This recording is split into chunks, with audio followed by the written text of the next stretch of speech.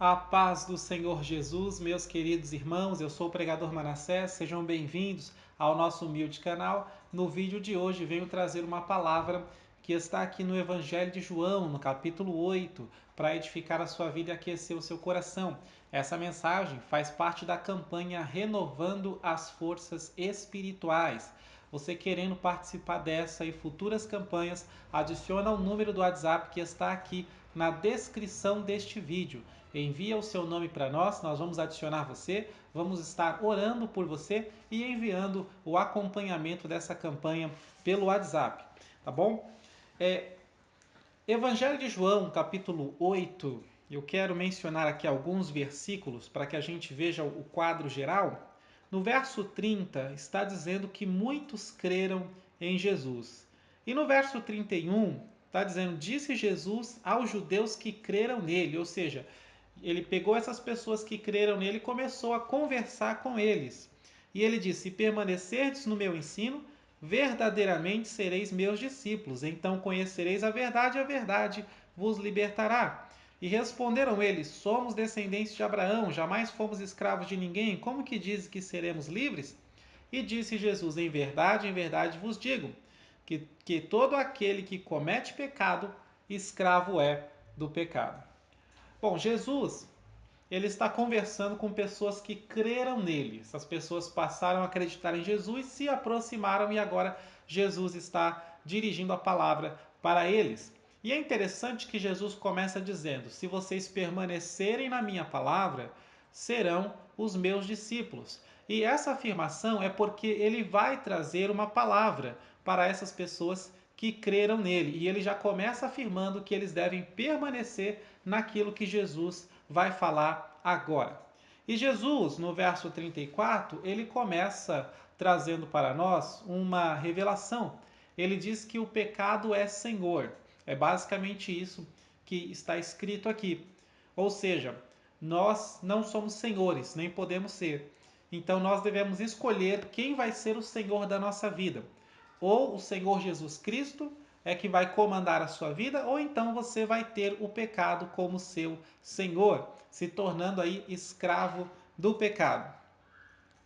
Jesus ele deixa claro que é importante permanecer na sua palavra e nós identificamos aqui um passo a passo do processo que deve acontecer em nossas vidas.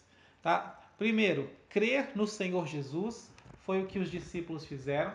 Segundo, permanecer na palavra de Jesus, é o que ele fala no verso 31.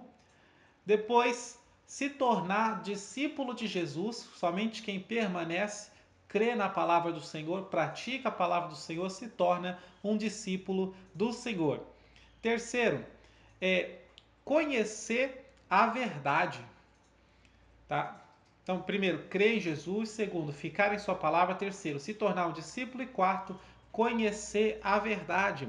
Então, somente se sendo um discípulo de Jesus, que vai aprendendo com ele cada vez mais, chega a um ponto que você passa a conhecer a verdade, que você passa a entender as coisas. Tem um texto onde Jesus fala aos seus discípulos: o que eu faço agora não entendes, mas entenderás depois. E é por isso que quando você começa, você tem que permanecer na palavra do Senhor, ainda que algumas coisas você não entenda, para que você possa chegar a esse ponto do conhecimento da verdade. Aí sim você vai entender as coisas, e esse conhecimento da verdade, a verdade que é o Senhor Jesus Cristo, vai libertar você. Libertar do quê? Libertar do pecado, libertar de outros senhores na sua vida, de maneira que você vai ficar somente com Jesus, sendo o único Senhor da sua vida. Então esse é o quinto passo, ser liberto pela verdade. Jesus ele diz que devemos permanecer em sua palavra depois de crer. Eles creram em Jesus e logo em seguida Jesus fala: agora permaneçam na minha palavra, não desviem da palavra. Isso quer dizer o quê? Isso quer dizer que a nossa fé não é inabalável. A fé por si só, ela não é ela não é imbatível. A fé aplicada de forma correta se torna inabalável. Por exemplo, Salmo 125: os que confiam no Senhor são como o monte de Sião, que não se abala, mas permanece para sempre. Então a fé que é posta em Deus continuamente, dia após dia, se torna uma fé inabalável. Mas a fé por si só não é inabalável. De maneira que a Bíblia fala em muitos textos de pessoas que apostataram da fé, que perderam a fé, que deixaram o caminho do Senhor. Por exemplo, em 2 Reis 21, 22, fala que não fez o que era reto aos olhos do Senhor e deixou o Senhor, abandonou o Senhor. Em Ezequiel 18, lá pelos versos 25 e 26, Deus está dizendo: se o justo que pratica a justiça deixar o seu caminho, deixar a justiça e começar a praticar iniquidade, então ele vai morrer por essa iniquidade, pelo pecado que ele está cometendo. Então, o próprio Deus deixa claro a possibilidade do justo se desviar da justiça, do caminho reto. E em 2 Timóteo, capítulo 4, verso 10, Paulo ele está dizendo que um dos seus cooperadores o abandonou, amando o presente século. Tá? Se eu não me engano, Demas me abandonou, amando o presente século. Ou seja, ele amou mais esta vida do que a obra de Deus, as coisas de Deus. Então ele desviou, ele apostatou da fé. E em 1 Timóteo 4,1, Paulo deixa claro, nos últimos dias, que são esses dias, os nossos dias, vão se levantar falsos espíritos, né, falsos profetas, e muitos apostatarão da fé. Muitos perderão a fé, deixarão a fé. Então veja que é possível perder a fé, de maneira que, por isso eu digo, a fé por si mesma não é inabalável. Você precisa aplicar a sua fé em Deus, colocar a sua fé em Deus constantemente para que ela se torne inabalável. Então, o que Jesus está fazendo aqui com eles é um teste. Jesus viu que eles creram, eles se aproximaram de Jesus, creram em Jesus e agora Jesus vai prová-los através da sua palavra.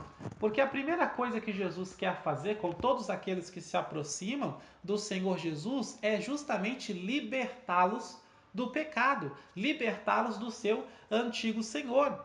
Então imagina que você está na prisão e você aceita Jesus como seu advogado. Você está preso pelo pecado, é senhor do é escravo do pecado, e Jesus aparece como advogado te dando a oportunidade de tirar você daí, se você aceitá-lo. Então você, estando preso, aceita Jesus para ser o seu advogado. Então isso é crer em Jesus. E Jesus, como seu advogado, ele vai começar na sua vida um processo de libertação, para que você seja liberto do pecado, ou seja, seja liberto da escravidão do pecado, da possessão do pecado. Mas para que ele faça isso, uma vez ele sendo médico dos médicos, ele vai primeiro revelar o seu pecado. Lá em 2 Pedro, no capítulo 2, no verso 19, ele faz um comentário seguinte. Ele diz que daquele por quem o homem é vencido, se torna escravo do mesmo, ou se torna servo do mesmo. Então, quando você está nesse processo de deixar de servir o pecado para servir a Jesus, você precisa ser vencido para se tornar servo do Senhor Jesus. E talvez esse seja o problema de muita gente que não consegue se libertar. Porque, primeiro, está tentando se libertar sozinho, e segundo, não aceita o método de libertação que é aplicado pelo Senhor Jesus Cristo. Veja o texto de João 8, quando ele diz assim: na verdade vos digo que todo aquele que comete pecado é escravo do pecado. Ele não está jogando palavras ao vento, ele está dizendo que esses homens que creram nele têm pecado. Ele está dizendo: vocês têm pecado, vocês são pecadores e vocês precisam de libertação. Por isso ele disse no 32, conhecereis a verdade vos libertará. Então os judeus que não são bobos, entendendo isso, ele está nos acusando, ele está chamando a gente de pecador,